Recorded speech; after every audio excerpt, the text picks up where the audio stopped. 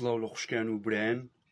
چەکی تەواوی خودا هەڵبگرن لە ئەفسوس بەشی 6 ئاەتی 10 تا 18. لە کۆتاییدا پێتان دەڵێم کە بە مەسیحی باڵادەست و هێزە گەورەکەی بەهێز بن، بە چەکی تەواوی خودا خۆتان چەکدار بکەن، تاکو بتوانن بەرامبەر پلانی شەیتان خۆتان ڕابگرن،